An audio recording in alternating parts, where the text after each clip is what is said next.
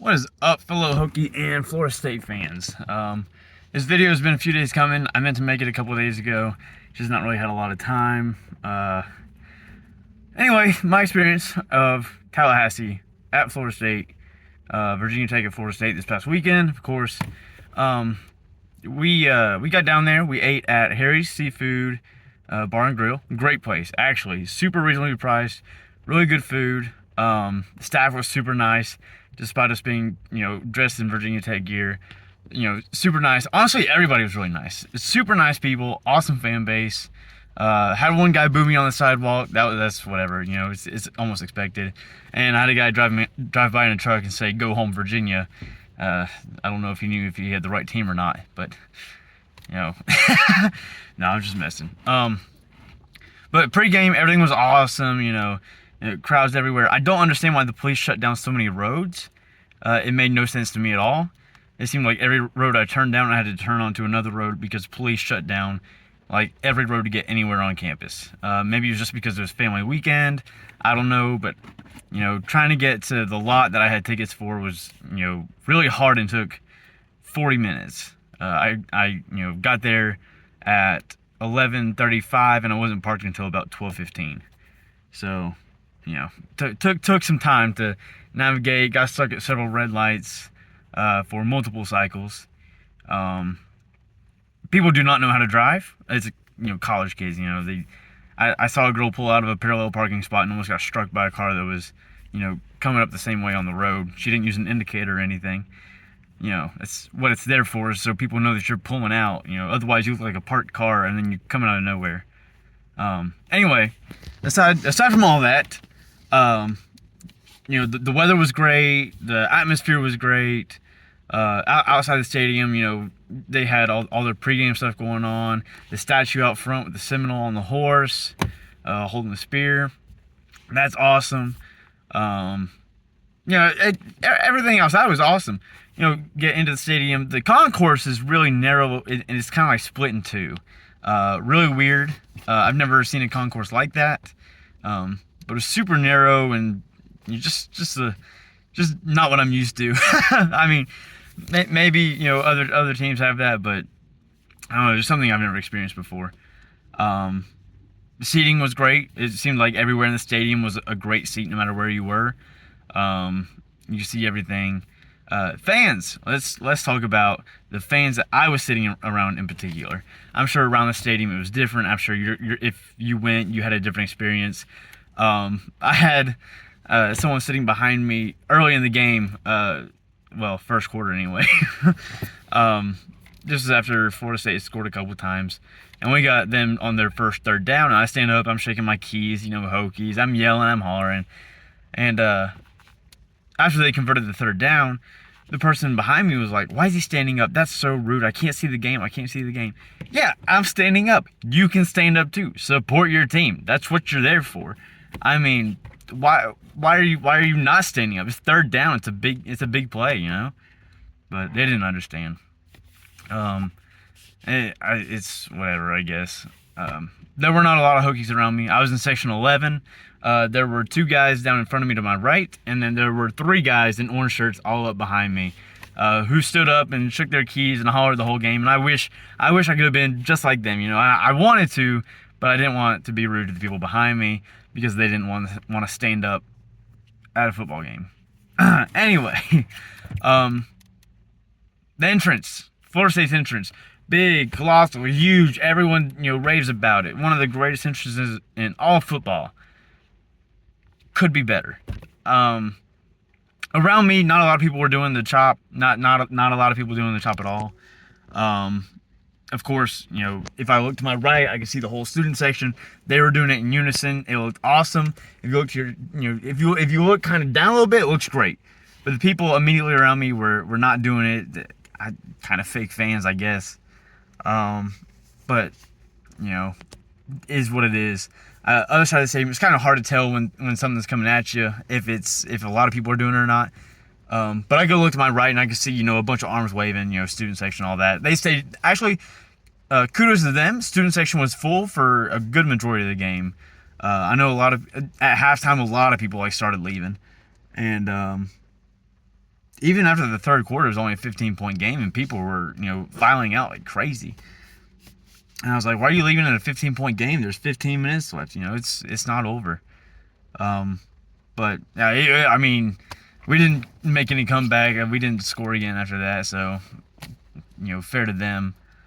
But yeah, the chop. It looks better if everyone does it. I think like when you watch videos of Lane Stadium and people jumping the Enter Sandman, you want to see everyone doing it. But then you got those people, and you can see them in the crowd. They've got their phones up. They're not doing anything. They're just scanning around. And if too many people do that, then nobody's jumping, and you're not going to get the earthquake that you're wanting. Especially at a sold-out game like this week against Wake Forest. You want to start an earthquake. Who cares if it's a 3:30 game, a 1 o'clock game, a night game? That's an earthquake's an earthquake, and that's what you're there for. That's why you're jumping. You get hyped, get ready, go. But not standing up for the whole game was really weird for me, because I always stand up for almost the whole game in Lane Stadium, and I'm always yelling. I always lose my voice after. I kept my whole voice this time because I didn't, no energy around me. We converted a 4th down, and the lady behind me and I got excited for it. It was a 4th down conversion, quarterback sneak. We got it. I went crazy. And then the lady behind me goes, "Just so you know, I was clapping for you, even though it was just a 1st down." I'm like, yeah, it's a 1st down. It's a big 1st down. We haven't scored yet. This is the drive, and I think we kicked a field goal on that drive. Yeah, because the other touchdown came later. But we kicked a field goal after converting like 2 or 3 4th downs on that one drive. It was fun for me when I was able to celebrate things. Like the 99-yard kickoff return. The gap was opening, and I could see it. And I was like, oh, that's a gap. And I started like slowly standing up. I'm like, he's gone. And he was. He went the whole way, and I just had a gut feeling he would. Tooting on the big kickoff return coming out of the half that we didn't stop the offense at all for most of the game. Very disappointing defense after the second quarter, for sure. First quarter defense was atrocious. Second quarter defense was clamps. Third quarter defense and fourth quarter defense, you might as well just kept them off the field, honestly.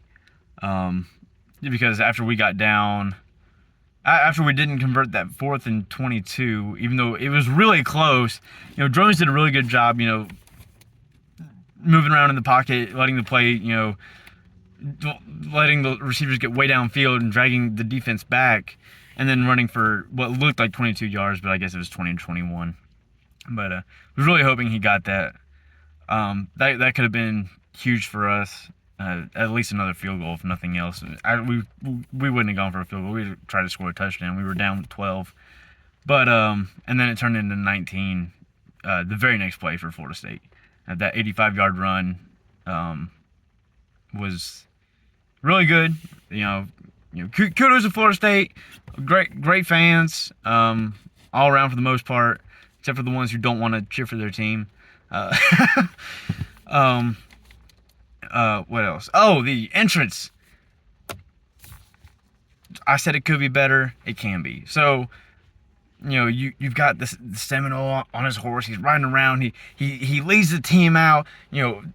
Everyone comes out behind him, and they're hyping it up on the scoreboard like all before the game and everything. And then he just sits at like the 15, 20-yard line on the other end of the field for like 45 seconds. And then they do the coin toss. And then he comes and he spears the ground. And it'd be way cooler if he led the team out and the team was running behind him. And, he goes up with the flaming spear and he spikes it into the ground as the team's, like, running out behind him. Obviously not going towards him to scare the horse or anything. But, like, team, going off to the side while he's in at midfield or the 45-yard line on the other side of the field, on the logo, regardless. But I don't know. I just think I think it could be better. I think it's fine. It's not as hype as Enter Sandman. It's not as hype as even Wisconsin's jumping around. I will say it's better than Clemson's touching the rock and risking tearing your ACL running down a hill. I will never understand the hype around that. Everyone I see who's not a Clemson fan says it's overrated. Um, but you want to get hype before a game. You don't want to. You don't want to do like nothing. Like West Virginia's got hype before their games. Wisconsin does good. Virginia Tech, despite being a bad team and sells out all the time, they get hype before their games. All these teams with these cool entrances. They got their thing. Auburn, they got the War Eagle. Um, and different teams have their chants and their songs, and they come out and it's hype and you're ready and you just want to go. Florida State, it's like the Seminole runs out on his horse and flaming spear, leading the team out, leading the charge. And then he just keeps going and sits on the other side of the field for 45 seconds until the coin toss is over. And then he comes in. And, by that time, you've lost all your hype and everything. And nobody's, I mean, I didn't hear the chant it wasn't loud. Like, even during the game, it wasn't loud. It got loud on 3 plays. And by loud, I mean you could tell it was loud. If you thought it was loud in your section, you weren't that loud. Because where I was sitting, and I was around a bunch of Seminole fans, a bunch of Florida State people, and it was very underwhelming. And, the crowd had very little impact on how Virginia Tech played. We didn't have a single false start. We had a few holding penalties, offensive pass interference. All these I remember, but not a single time do we have a false start penalty. There was a neutral zone infraction. I thought there was a false start, but it was a neutral zone infraction on the defense. So that, gave us the extra yards. And then, but just no false start. And, that's the point in the crowd is, so the offensive line can't hear the snap. But, kudos to Coach Pride, because when it did get loud, there were still 0 issues with the offense, getting the snap off. Our offensive line held up really well, much better than I thought they would. I think Drones only got sacked once and hurried twice, which is incredible. We ended up getting over 200 yards rushing, which is insane, because I think we've only had one other game with over 200 yards rushing, and it was Pitt. I think we had like 178 against Marshall. Rutgers, we didn't have many. Old Dominion, we had just over 100. But really, honestly, great job getting over 200 rushing yards. Passing could be better. I really want to see more out of the passing attack. I don't know if it's just guys not getting open. I don't know if it's just Drones not being able to find his guy. I know there are a couple of plays that Drones had where he had someone wide open, or he was throwing a check down to the running back, and whether it was Thomas or Tootin, and he just led him by too much, and they had to reach out and they just dropped the ball. I saw probably 3 or 4 just drop balls. But it's because the pass wasn't great. I think Felton or Wright was coming across the middle and tried to one-hand it and couldn't do it. Just kind of off the fingers. Went up in the air. I was afraid it was going to be picked off. But no egregious penalties. I think the offensive pass interference was a little ticky-tacky, but that's just from where I was sitting. Maybe it wasn't. Maybe it was pretty obvious. I don't think they call non-catchable and offensive pass interference like they would on the defense. It was a good game. I think Virginia Tech played a lot better than I thought they would. I was just happy that we scored, kept our scoring streak alive. You got to take the little wins, and that's what I was telling everyone around me is you got to take the good with all the bad. Virginia Tech has to stop spotting their opponent so many points. If we would just stop doing that and get a little bit faster off the ball, I think we'd win more games. Got Wake Forest this week. They're not a great team. I say Wake Forest and Virginia Tech are about even as far as skill goes. Wake Forest is definitely better coaching wise right now. That's just because Clawson's been head coach there for a while. He's had some really good teams, 8, 9, 10 win seasons at Wake Forest. Really missing Sam Hartman this year. They've had to come back against Old Dominion. They got pretty badly beaten by a bad Georgia Tech team. and then they just lost to Clemson by 2, and Clemson's having a down year as well. I think Dave Dabo is really missing his coordinators right now, Venables and Tony Elliott. Tony Elliott might be returning though, because he's not looking very good at Virginia. But yeah, just wanted to give you all that, let you know how my experience was at Florida State. It was great. I recommend going. People are super nice there, honestly. From the officers who are working to the people working in the restaurants to the fans. I mean, everyone was super nice and just very welcoming. Inquisitive, asking, "Hey, how far did you have to drive? How far did you go?" But no, it was good. It was great. Had a lot of fun. Even the other Hokies that were there, nobody was really let down. Everyone was just like, all right, we didn't expect to win, but we also didn't expect to stay within, I think 22 is the amount we lost by.